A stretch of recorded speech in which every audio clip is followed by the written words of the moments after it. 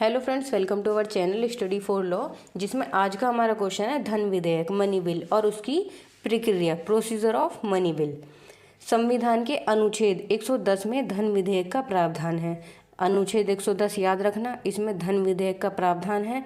अनुच्छेद 110 के अनुसार किसी विधेयक को धन विधेयक तभी माना जाएगा जब वह निम्नलिखित विषयों से संबंधित हो। जब कोई विधेयक इन विषयों से संबंधित होगा तभी उसको धन विधेयक माना जाएगा। पहला, भारत सरकार द्वारा किसी कर टैक्स को लगाने, हटाने, बढ़ाने या घटाने से संबंधित जब कोई प्रावधान टैक्स से संबंधित होगा, उस टैक्स लगाने से, टैक्स घटाने से, बढ़ाने से, तो वो धन विधेयक माना जाएगा। दूसरा पॉइंट है, भारत सरकार के उधारी बोरोइंग से संबंधित कोई प्रस्ताव, अगर कोई प्रस्ताव भारत सरकार की उधारी से संबंधित है तो वो धन विधेयक माना जाएगा। फिर है भारत की सचित निधि कंसोलिडेटेड फंड ऑफ इंडिया, आकस्मिक निधि कॉन्टीजेंसी फंड से धन की निकासी या उसमें धन जमा करने संबंधित कोई प्रावधान। दो निधि याद रखना, एक तो सचित निधि और एक आकस्मिक निधि, इनमें धन जमा करने से संबंधित कोई प्रावधान। फोर्थ है, भारत सरकार के राजस्व रेवेन्यू से संबंधित कोई विषय, सरकार द्वारा किसी सेवा या वस्तु की आपूर्ति के लिए धन आवंटन के संबंधित कोई। फिर सिक्स्थ है, भारत की सचित निधि के या भारत के लोक लेखा के माध्यम से धन प्राप्त करना, ऐसे धन की अभिरक्षा या निकासी या धन का राज्य के हिसाब का लेखा परीक्षण करना। ये 6 पॉइंट है। ये 6 पॉइंट आपको याद रखने पड़ेंगे और इनके कुछ कीवर्ड आप ऐसे बना सकते हो, जैसे पहला पॉइंट है कर टैक्स से रिलेटेड, दूसरा है उधारी से रिलेटेड, तीसरा है जो सचित निधि और आकस्मिक निधि है उससे रिलेटेड, और फोर्थ है राजस्व से रिलेटेड, और फिफ्थ पॉइंट है इसका सेवा या वस्तु से रिलेटेड, और इसका लास्ट पॉइंट है भारत की जो सचित निधि है उसमें लोक लेखा के माध्यम से जो धन प्राप्त होता है उसकी अभिरक्षा या फिर निकासी। ठीक है, आगे देखते हैं। भारतीय संविधान के अनुसार कोई विधेयक है या नहीं, इस पर संदेह होता है तो लोकसभा के अध्यक्ष का निर्णय अंतिम होगा। जब कोई धन विधेयक राज्यसभा को भेजा जाता है या राष्ट्रपति के समक्ष उसकी अनुमति के लिए रखा जाता है तो उस पर लोकसभा के अध्यक्ष के हस्ताक्षर सहित यह प्रमाण अंकित रहता है कि वह धन विधेयक है। ठीक है, इसके बाद है धन विधेयक को पारित करने की विशेष प्रक्रिया, special procedure passing money bill. अनुच्छेद 109 में मनी बिल की जो प्रक्रिया है, जो उसका प्रोसीजर है वो बताया हुआ है, और जो 110 है उसमें प्रावधान दिया गया है कि कौन कौन से विधेयक जो हैं, कौन कौन से जो विषय हैं वो धन विधेयक कहलाएंगे। उसमें 6 पॉइंट थे, उन 6 पॉइंट का एक एक कीवर्ड याद रखना, जिससे आपको वो 6 के 6 पॉइंट याद हो जाएंगे। और जो धन विधेयक की प्रक्रिया है, जो प्रोसीजर है कि धन विधेयक किस तरह से पेश किया जाता है, किसके समक्ष पेश किया जाता है, उस पर कौन अपनी सहमति देता है, वो बताया हुआ है 109 में। ठीक है, धन विधेयक मनी बिल वह विधेयक होता है जो सरकार की आय और व्यय से संबंधित होता है। इसे संविधान के अनुच्छेद 109 के तहत विशेष प्रक्रिया द्वारा पारित किया जाता है। धन विधेयक केवल लोकसभा में पेश किया जाता है। याद रखना, धन विधेयक जो है वो केवल लोकसभा में पेश किया जाता है, और लोकसभा बताई गई है आपकी आर्टिकल 81 में।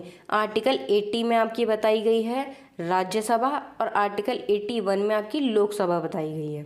तो लोकसभा में धन विधेयक पेश किया जा सकता है और इसे राज्यसभा में प्रस्तुत करने की अनुमति नहीं होती। मतलब जरूरी नहीं है उसे राज्यसभा में पेश करना, उसे सिर्फ लोकसभा में पेश किया जाता है। इसके बाद है धन विधेयक को पेश करने की प्रक्रिया। कोई धन विधेयक राष्ट्रपति की पूर्व सिफारिश रिकमेंडेशन ऑफ द प्रेसिडेंट के बिना लोकसभा में प्रस्तुत नहीं किया जा सकता। जो धन विधेयक प्रस्तुत किया जाता है, पेश किया जाता है, वो राष्ट्रपति की सिफारिश के बिना लोकसभा में पेश नहीं किया जा सकता। हालांकि यदि किसी संशोधन के माध्यम से करों, टैक्स को कम करना या समाप्त करने का प्रावधान किया जा रहा हो तो राष्ट्रपति की सिफारिश की आवश्यकता नहीं होती। अगर कोई विधेयक टैक्स से संबंधित है, टैक्स को खत्म करने से या फिर समाप्त करने से संबंधित है, तो उस पर राष्ट्रपति की सिफारिश की आवश्यकता नहीं होती। ठीक है, आगे देखते हैं। राज्यसभा की सीमित भूमिका, धन विधेयक को पारित करने के संबंध में राज्यसभा की भूमिका। राज्यसभा को धन विधेयक 14 दिन के भीतर लोकसभा को वापस करना होता है, जिसमें वह अपनी सिफारिशें दे सकती है। अगर राज्यसभा को धन विधेयक दिखाया जाता है, उसके समक्ष रखा जाता है, तो उसको 14 दिन के लिए दिया जाता है, जिसमें वो अपनी सिफारिशें दे सकती है।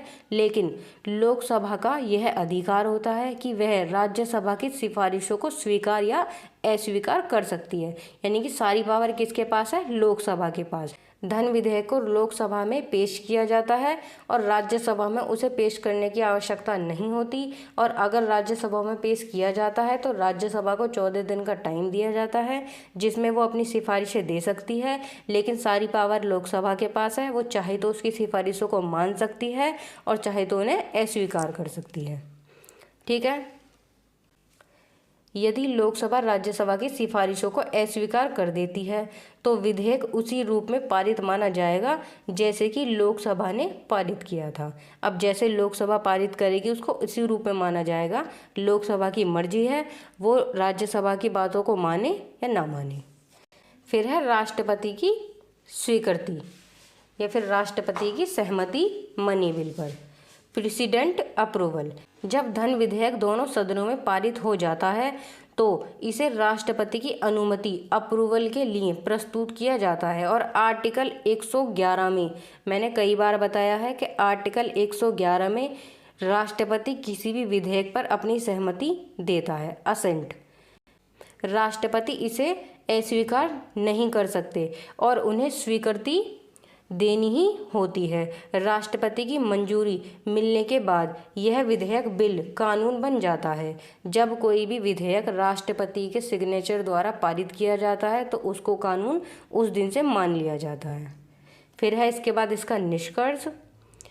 संविधान के अनुच्छेद 109 के तहत धन विधेयक की प्रक्रिया पूरी तरह से लोकसभा में केंद्रित होती है। जो धन विधेयक की प्रक्रिया है, जो उसका प्रोसीजर है, वो लोकसभा के अंदर होती है।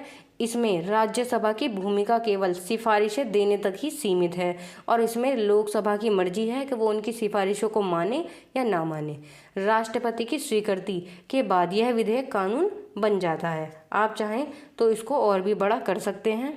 ठीक है, बस यहीं तक था ये क्वेश्चन। इस क्वेश्चन में आपको 3-4 चीज़ें याद रखनी हैं।